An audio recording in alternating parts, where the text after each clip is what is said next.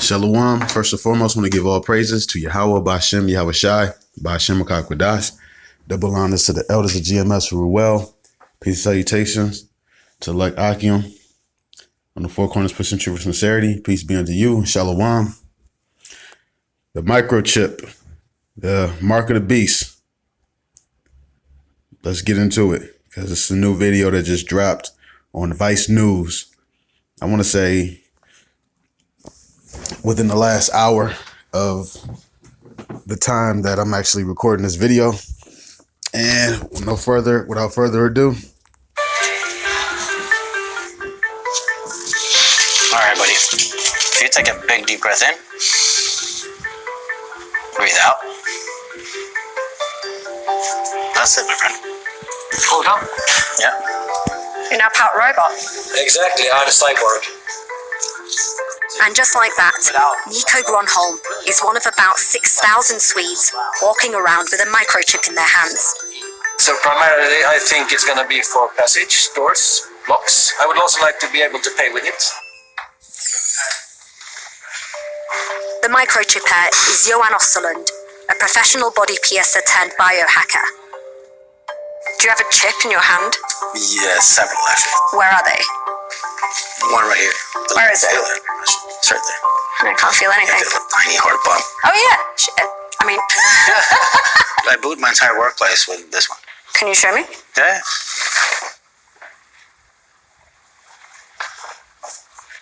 Wow.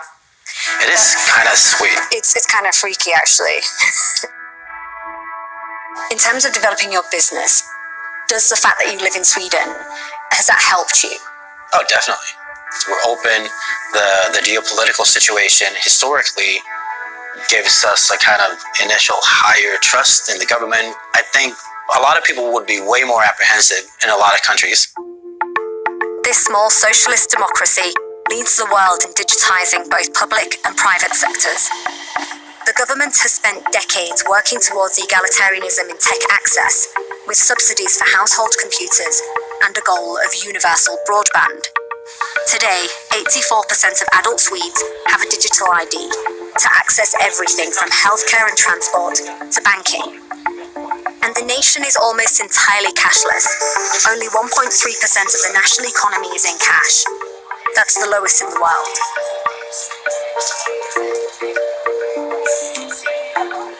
I mean, this is the old Haymarket Square where you can buy groceries like fruits and vegetables and flowers. For strawberry? Minister Anders Ygeman is the digitization czar. It tastes good, but not as good as it do in the summer. If you go into a market in London or in the UK, a lot of these places will only take cash. Is that also the case here, or is it cashless? They will ask for a card or for an app.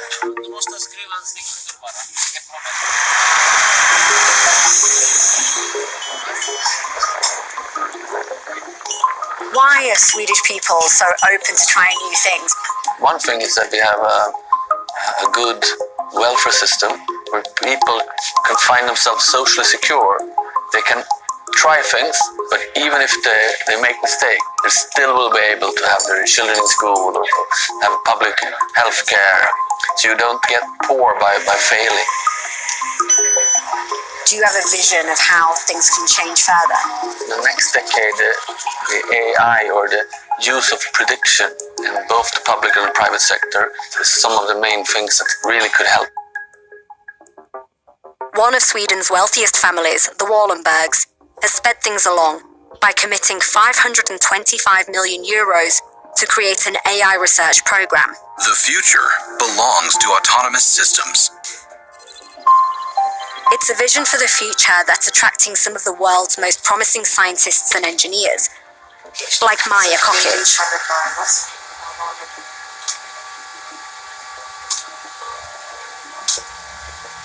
What's the main purpose of your research? So potentially, of course, we would like to have robots that can work with humans and that can help humans.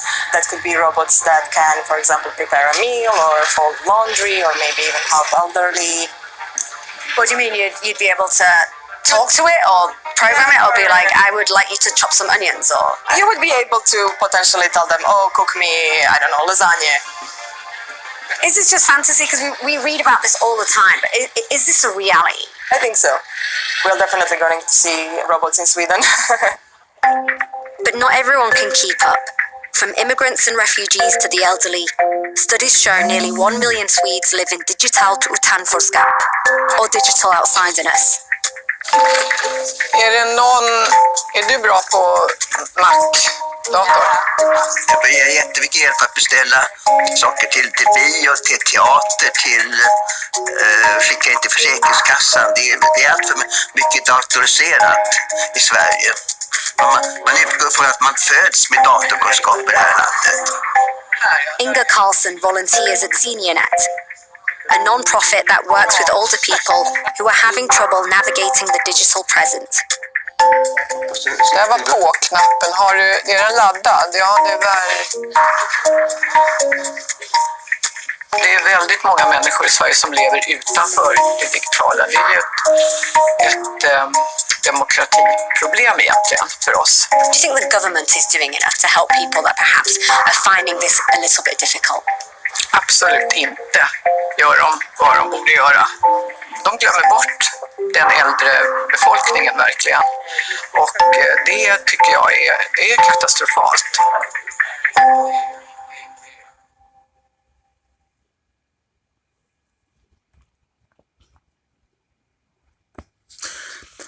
Now, I just put that up just straight, fresh up, without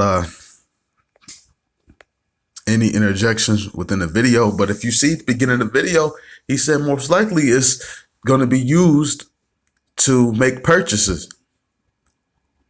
All of this is biblical prophecy.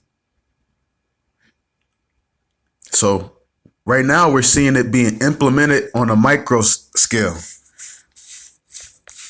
being tested out in Sweden. And they just said in Sweden leads the world with the most digital currency. They have like, I want to say like 1.3% or something like that in actual paper currency and cash. So what's the next step? Digital currency will be on a microchip, and that microchip will be implanted and embedded in the people who names are not written into the book of life. This is Revelation chapter 13, verse 16. And he calls us all, both small and great, rich and poor, free and bond, to receive a mark in their right hand or in their foreheads, and that no man might buy or sell, save he that had the mark or the name of the beast or the number of his name. Here is wisdom.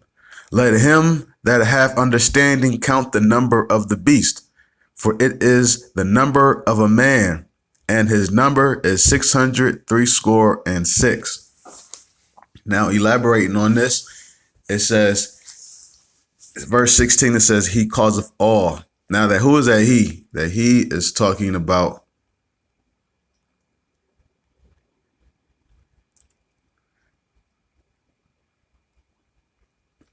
Revelations verse 1.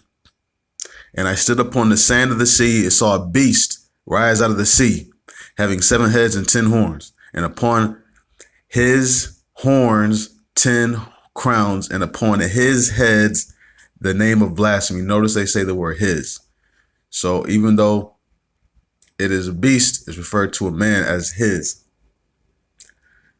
So the beast or the man is referring to this beast, which is Babylonian Empire. Well, actually, the beast has 7 heads and 10 horns. So actually, the beast is actually Esau's rulership, going from the Greeks all the way to through Germanian Major, the Britons, the Gauls, the Spanish, the British, the Romans, the French. I'm not counting on my fingers, so forgive me if I actually miss one. But Matter of fact, let me just go off the top of my head and just count them. It's Greeks, Germanium Major, Germanium Minor. You had the Romans, you had the British Empire, the French, and you had Spain. Those are your 7 heads in Revelations chapter 13 and verse 1. So it has 7 heads, 10 horns. It's talking about the EU, common nation markets, NATO nations. Horns are, smaller, but they're designed to, attack, and when you have a head, horns is located on the head. And the head, when you move your head and you move your neck, the horns do what the head wants it to do. If the head runs, the horns is going to run because the horns is attached to the head. So the heads, is going to be in control of the horns. And the head that's in control of these horns right now is Babylon, who's control of NATO. So whatever Babylon wants NATO to do, it does. Going back down to Revelation 13 and verse 16. Wait, did I read 15? Let me read 15 anyways. And he had power to give life unto the image of the beast, that the image of the beast should both speak and cause that as many as would not worship the image of the beast should be killed. And he caused all, both small and great, rich and poor, free and bond, to receive a mark in their right hand or in their foreheads. Now, you see in that video, the guy received it in his left hand. But regardless, right or left, it's still a mark. So the actual designation of if it's the right hand or the left hand, that's be a stumbling block to some people who, think that they can just take it in their left hand. Reading on, to receive a mark in their right hand or in their foreheads.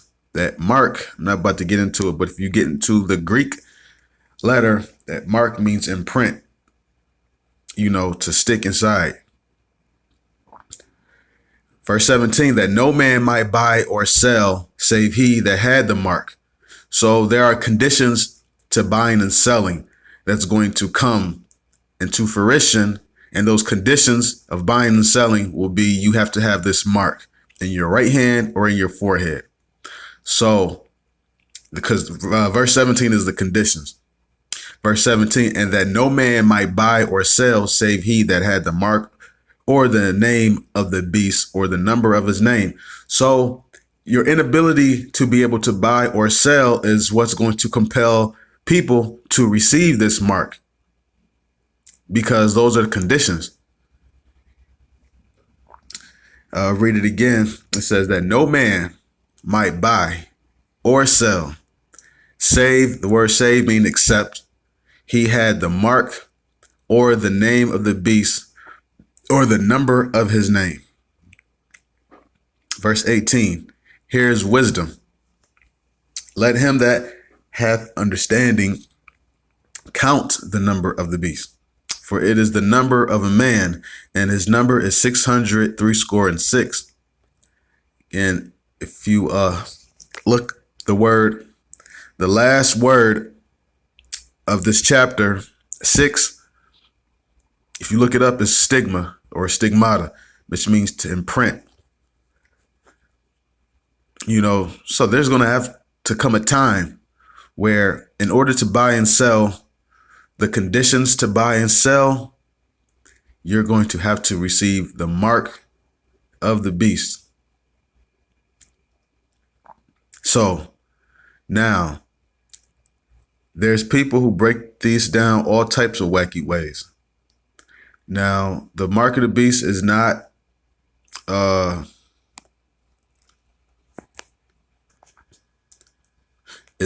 Easter.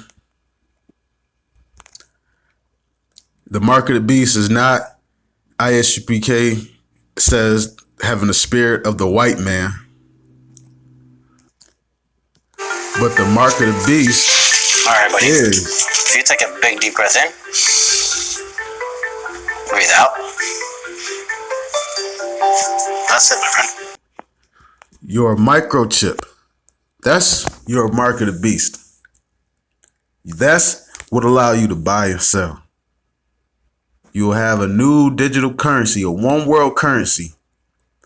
They already have, the new world order.